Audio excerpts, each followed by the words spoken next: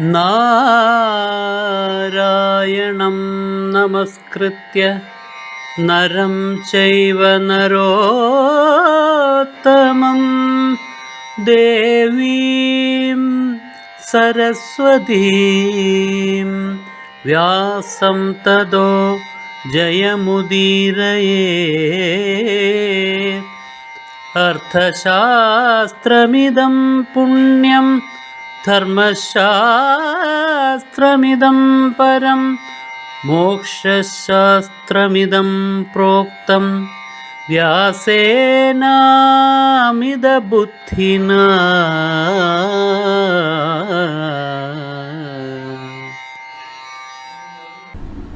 ആഗ്രഹത്തിന് തടസ്സം വന്നു കഴിഞ്ഞാൽ ആരാണോ അല്ലെങ്കിൽ ഏത് സാഹചര്യമാണോ തടസ്സം ഉണ്ടാക്കുന്നത് അതിനോട് ക്രോധമാകും. കാമത്തിൽ നിന്നിട്ടാണ് ക്രോധം ഉണ്ടാവണേ. കാമം ഇങ്ങനെ അടിസ്ഥാന വാസനയാണ്. മനസ്സിനിണങ്ങുന്ന വസ്തുക്കളിൽ ഉള്ള സുദൃഢമായിട്ടുള്ള മോഹം, അതാണ് കാമം. അതിന് തടസ്സം വരുമ്പോഴേക്കുമാണ് അതിൽ നിന്ന് കാമത്തിൽ നിന്നിട്ട് ക്രോധം ഉണ്ടാകുന്നു. കാമാത് ക്രോധോഭിജായതേ.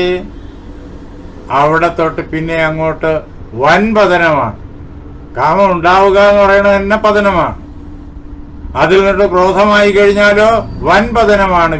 പിന്നെ ആർക്കും നിയന്ത്രിക്കാൻ പറ്റൂല. വലിയ പർവ്വത മുകളിൽ നിന്നിട്ട് നദി താഴേക്ക് വീഴുമ്പോഴേക്കും ഉണ്ടാകുന്ന ആ ഒരു പ്രവാഹ ശക്തി ഉണ്ടല്ലോ, ആർക്ക് തടയാൻ പറ്റും? അതുപോലെയാണ് പിന്നെ അങ്ങോട്ട്. ക്രോധാത് ഭവതി സമ്മോഹ. ദുര്യോധനന്റെ ക്രോധം, പാണ്ഡവരോടുള്ള ക്രോധം, അതിൽ നിന്നിട്ട് പിന്നെ മോഹമുണ്ടാകുന്നു. ശരിയേത് തെറ്റേത്, ഏതാണ് ചെയ്യാൻ പാടുള്ളത്, ഏതാണ് ചെയ്യാൻ പാടില്ലാത്തത്, ഏതാണ് ചിന്തിക്കാവുന്നത്, ഏതാണ് ചിന്തിക്കാൻ പാടില്ലാത്തത്, ഇങ്ങനെയുള്ളതായ വേർതിരിച്ചറിവ് നഷ്ടപ്പെടുന്നു. അങ്ങനെ അജ്ഞാനം പിടികൂടുന്നു. അതാണ് മോഹം. കാമാത് ക്രോധോഭിജായതേ ക്രോധാത് ഭവതി സമ്മോഹ. അങ്ങനെ മോഹം ഉണ്ടായിക്കഴിഞ്ഞാലോ അജ്ഞാനം മൂലമുള്ള സുദൃഢമായിട്ടുള്ള ബന്ധനം ഉണ്ടായിക്കഴിഞ്ഞാലോ മനസ്സിന് അറിവ് നഷ്ടപ്പെടും. പഴയകാലത്ത് നമ്മുടെ ആചാര്യന്മാര്, ലോകത്തെക്കുറിച്ച് അറിഞ്ഞ ആചാര്യന്മാര് പ്രപഞ്ച ജീവിതത്തിന്റെ സവിശേഷതകളെല്ലാം നമുക്ക് മാതൃകയായിട്ട് പറഞ്ഞു തന്നിട്ടുണ്ട്. ഓരോരോ സാഹചര്യങ്ങളിൽ എങ്ങനെയൊക്കെയാണ് ചിന്തിക്കേണ്ടത്, എങ്ങനെയൊക്കെയാണ് പ്രവർത്തിക്കേണ്ടത്, എന്താണ് പാടില്ലാത്തത്, എന്താണ് പാടുള്ളത്, ഇതെല്ലാം പറഞ്ഞു തന്നിട്ടുണ്ട്. അങ്ങനെ ആചാര്യന്മാർ പറഞ്ഞു തന്നിരിക്കുന്ന ധാർമ്മികമായിട്ടുള്ള ആ നിയമങ്ങൾക്ക് സ്മൃതി എന്ന് പറയും. ഇങ്ങനെ മോഹമുണ്ടായിക്കഴിഞ്ഞാൽ സ്മൃതിഭ്രംശം സംഭവിക്കും. കാമാത് ക്രോധോഭിജായതേ ക്രോധാത് ഭവതി സമ്മോഹ സമ്മോഹാൽ സ്മൃതി വിഭ്രമ. സ്മൃതി വിഭ്രമം ഉണ്ടാകും. സ്മൃതി ശാസ്ത്രത്തിന്റെ, സാത്വിക ജീവിതത്തിന്റെ, ധാർമ്മിക ജീവിതത്തിന്റെ എല്ലാ അറിവുകളും ഒരുപക്ഷെ നേരത്തെ എല്ലാം പഠിച്ച് ഉറപ്പിച്ചിട്ടുള്ളതാണ്. എല്ലാം നഷ്ടപ്പെടും. അതിൽ നിന്നിട്ട് തെന്നിപ്പോകും. കാരണം പിന്നെ തനിക്ക് ആഗ്രഹമുള്ളത് നേടണമല്ലോ, അപ്പോ ശാസ്ത്രത്തെ പിന്തുടർന്നാൽ പറ്റില്ല. അങ്ങനെ സ്മൃതിഭ്രംശം ഉണ്ടാകും. ക്രോധാത് ഭവതി സമ്മോഹ സമ്മോഹാത് സ്മൃതി വിഭ്രമ സ്മൃതിഭ്രംശാത് ബുദ്ധിനാശവും. സ്മൃതിഭ്രംശം വന്നു കഴിഞ്ഞാൽ ബുദ്ധി ഇല്ലാണ്ടാവും, ബുദ്ധിനാശം ഉണ്ടാകും. സകല ഈശ്വരീയ ചിന്തകളും തീരും. പ്രാപഞ്ചികമായിട്ടുള്ള നന്മയുടെ സകല ചിന്തകളും സങ്കല്പങ്ങളും തീരും. ഏത് തിന്മയും തനിക്ക് നന്മയാണ് എന്ന് വരും. ഏത് അതിക്രമവും തനിക്ക് നന്മയാണ് എന്ന് വരും. തന്റെ ലക്ഷ്യം നേടാൻ തനിക്ക് എന്തും ചെയ്യാം, ആരെയും ഉപദ്രവിക്കാം, ആരെയും ഹിംസിക്കാം എന്ന തോന്നലായിത്തീരും. അങ്ങനെ ബുദ്ധിനാശം സംഭവിക്കും. അതാണ് ബുദ്ധിനാശം. പിന്നെ അയാൾ എന്താ ചിന്തിക്കുക, എന്താ പറയുക, എന്താ പ്രവർത്തിക്കുക എന്ന് അയാൾക്ക് പോലും അറിയില്ല. നമ്മളിനി അത് കുറെ കൂടി ഈ കഥയ്ക്കുള്ളിലേക്ക് ചെല്ലുമ്പോഴേക്കും നേരിട്ടറിയും ഓരോ തവണ തന്റെ ലാഭത്തിനു വേണ്ടി ചെയ്യുന്നതെല്ലാം അടുത്ത നിമിഷത്തില് തനിക്ക് വിപരീതമായിട്ട് ഫലിക്കുന്നത്, തനിക്ക് അപകടകാരിയായി തീരുന്നത് അയാൾ തിരിച്ചറിഞ്ഞ് വളരെയേറെ വ്യാകുലപ്പെടേണ്ടി വരും. അതാണ് ബുദ്ധിനാശം കൊണ്ട് വരുന്നതായ കുഴപ്പം. ആ ബുദ്ധിനാശം വന്നാൽ ബുദ്ധിനാശാത് പ്രണശ്യതി, പരിപൂർണമായ നാശം ഉണ്ടാവും. പിന്നെ രക്ഷപ്പെടൽ എന്നുള്ളതില്ല. ഇങ്ങനെ സിംഹാസനത്തിൽ ഉണ്ടായതായ ആഗ്രഹം അത് പടിപടിയായിട്ട് ദുര്യോധനനെ ഇങ്ങുകൊണ്ടിട്ടു. അതാണ് സ്വന്തം സഹോദരങ്ങളെ വിഷം കൊടുത്തും പാമ്പിനെ കൊണ്ട് കടിപ്പിച്ചും തീയിലിട്ടും ഒക്കെ ചുട്ടുകൊല്ലാൻ, നശിപ്പിക്കാൻ ദുര്യോധനൻ തുടർച്ചയായി പ്രവർത്തിക്കാനുള്ള കാരണം. ബുദ്ധിനാശം ദുര്യോധനന് സംഭവിച്ചു കഴിഞ്ഞിരിക്കുന്നു. അതിന് പറ്റിയ കൂട്ടുകാരുണ്ടായി, ശകുനി, ദുശാസനൻ, കർണൻ. മതിയല്ലോ. ഇത് ഇപ്പോൾ കർണൻ ദുഃഖത്തോടുകൂടി ഓർക്കുന്നു. അന്ന് ഇതൊക്കെ ചെയ്ത അവസരത്തിൽ തങ്ങളുടെ ശാരീരികമായ ശേഷി കൊണ്ടും ആയുധബലം കൊണ്ടും ധൃതരാഷ്ട്ര മഹാരാജാവിന്റെ സംരക്ഷണമുള്ളതുകൊണ്ടും ഇതെല്ലാം ഭംഗിയായിട്ട് നടപ്പിലാക്കി പാണ്ഡവരെ നശിപ്പിച്ച് അധികാരം നേടാമെന്ന് വ്യാമോഹിച്ചു. തുടർച്ചയായി എല്ലാം പരാജയപ്പെടുമ്പോൾ ഇപ്പോഴിതാ ഒരൊറ്റ അർജുനന്റെ മുന്നിൽ അവരെല്ലാവരും തോറ്റു എന്നുള്ള യാഥാർത്ഥ്യത്തെ കർണൻ അംഗീകരിക്കുന്നു.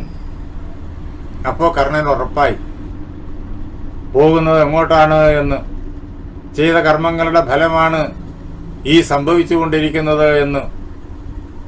ആ വിനാശകരമായ പതനം അത് ദുര്യോധനെ സംബന്ധിച്ചിടത്തോളം അവശ്യം സംഭവിക്കേണ്ടതാണ്. അത് കർണൻ വ്യക്തമായി ദുര്യോധനോട് ഒരു മറയും കൂടാതെ പറഞ്ഞു. നേരിട്ട് ഏതാനും മണിക്കൂറുകൾ മുമ്പ് നേരിട്ട് അനുഭവിച്ച് അറിഞ്ഞതാണല്ലോ ആ കാര്യം. ദൈവമാണ് നിശ്ചയിക്കുന്നത്. ദൈവം നാം ചെയ്ത കുകർമ്മങ്ങൾക്കെല്ലാം നമുക്ക് വിപരീതമായി നിന്നു. ദൈവം പ്രമാണം സർവസ്യ സുഹൃതസ്യേതരസ്യ വാ. ഈ പ്രപഞ്ചത്തിൽ എല്ലാറ്റിനും പ്രമാണം ദൈവമാണ്. നമുക്ക് എല്ലാവർക്കും അറിയാം പ്രപഞ്ചത്തിന് മുഴുവൻ ആധാരം പരമാത്മാവാണ് എന്ന്. ഈ ലോകത്തിൽ ജീവനുള്ളതും ജീവനില്ലാത്തതുമായിട്ട് അനന്തകോടി പദാർത്ഥങ്ങളെ നമ്മൾ കണ്ടുകൊണ്ടിരിക്കുന്നു. നമ്മളുടെ കണ്ണിൽ പെടാതെ ഈ ലോകം അനാദി അനന്തമായിട്ട് വ്യാപിച്ചു നിൽക്കുന്നു. പ്രപഞ്ചത്തെ മുഴുവൻ നമ്മൾ കണ്ടിട്ടില്ലല്ലോ. പ്രപഞ്ചത്തിൽ ഒരു നേരിയ അംശം പോലും കണ്ടിട്ടില്ലല്ലോ. വളരെ കുറച്ച് മാത്രമേ കണ്ടിട്ടുള്ളല്ലോ. ആ കണ്ടതുപോലും അതിന്റെ യഥാർത്ഥ രൂപത്തിലല്ല. പിന്നെയോ നമ്മുടെ മനസ്സ് നമുക്ക് വ്യാഖ്യാനിച്ചു തരുന്ന രൂപത്തിൽ മാത്രമാണല്ലോ നമ്മൾ കണ്ടിട്ടുള്ളത്. പ്രപഞ്ചത്തെ നമ്മൾ യാഥാർത്ഥ്യ രീതിയിൽ യഥാർത്ഥമായിട്ട് നാം മനസ്സിലാക്കിയിട്ടില്ല. ഇതിനെല്ലാറ്റിനും പ്രമാണം ദൈവമാണ്. ആ ദൈവത്തിലാണ് ഈ പ്രപഞ്ചം ഉണ്ടാവുന്നത്. അനാദി അനന്തമായിരിക്കുന്ന അനന്തകോടി പദാർത്ഥങ്ങളുള്ള ഈ പ്രപഞ്ചം ഉണ്ടാകുന്നത് ആ ദൈവത്തിലാണ്. അദ്ദേഹത്തിന്റെ ആജ്ഞയാൽ, അദ്ദേഹത്തിന്റെ കരുത്തിനാൽ, അദ്ദേഹത്തിന്റെ സങ്കല്പത്താൽ ഇതെല്ലാം ഉണ്ടാകുന്നു, ഇതെല്ലാം പ്രവർത്തിക്കുന്നു, യഥാകാലം ലയിക്കുന്നു. അപ്പോ ഇത് മുഴുവൻ അദ്ദേഹത്തിന്റെ കയ്യിലുള്ള കളിപ്പാവകൾ മാത്രം. പക്ഷെ മനുഷ്യൻ തന്റെ കരുത്തില് പലപ്പോഴും മതിമറന്ന് തനിക്ക് ഈ ലോകത്തെ മുഴുവൻ തന്റെ ഉള്ളം കയ്യിൽ നെല്ലിക്ക പോലെയിട്ട് കളിക്കാം എന്ന് കരുതുന്നു. അതാണ് ധ്യായതോ വിഷയാൻ പുംസഹ എന്ന് 2-ാം അധ്യായത്തിൽ തൊട്ടു മുമ്പ് നമ്മൾ ഉദ്ധരിച്ചത്, കേട്ടത്. അങ്ങനെ തന്റെ ശേഷി കൊണ്ട് ഇതൊക്കെ നിയന്ത്രിക്കാമെന്ന് വരുമ്പോ പതനം ഉണ്ടാകും. ഇനിയെങ്കിലും തിരിച്ചറിയണം ദുര്യോധന, ദൈവമാണെല്ലാം. ദൈവം പ്രമാണം സർവസ്യ സുകൃതസ്യേതരസ്യ വാ. സുകൃതത്തിനും പ്രമാണം ദൈവം തന്നെ. നല്ല കർമ്മങ്ങൾ, ആ നല്ല കർമ്മങ്ങളുടെ ഫലം, അതിന് പ്രമാണവും ദൈവം തന്നെ. ഇതരസ്യ സുഹൃതമല്ലാതുള്ളതിന്റെ പ്രമാണവും ദൈവം തന്നെ. നമ്മൾ ദുഷ്കൃതങ്ങൾ ചെയ്തിട്ടുണ്ടെങ്കിലോ അധർമ്മങ്ങൾ ചെയ്തിട്ടുണ്ടെങ്കിലോ പാപം ചെയ്തിട്ടുണ്ടെങ്കിലോ അതിന്റെയും കൃത്യമായ കണക്കെടുത്ത് അതിന് വേണ്ടുന്നതായ ഫലം തരാനും അദ്ദേഹം തന്നെയാണ് പ്രമാണമായിട്ടുള്ളത്. അദ്ദേഹത്തിന്റെ കണ്ണുപൊത്താൻ ആർക്കുമാവില്ല. അദ്ദേഹത്തിന്റെ നിയന്ത്രണത്തിൽ നിൽക്കുന്നതാണ് ഈ പ്രപഞ്ചം മുഴുവനും. നമ്മുടെ കയ്യിൽ ഒരിക്കലും ഇത് ഒതുങ്ങില്ല. അനന്യകർമ്മ ദൈവം ഹി ജാഗർത്തി സ്വപതാമപി.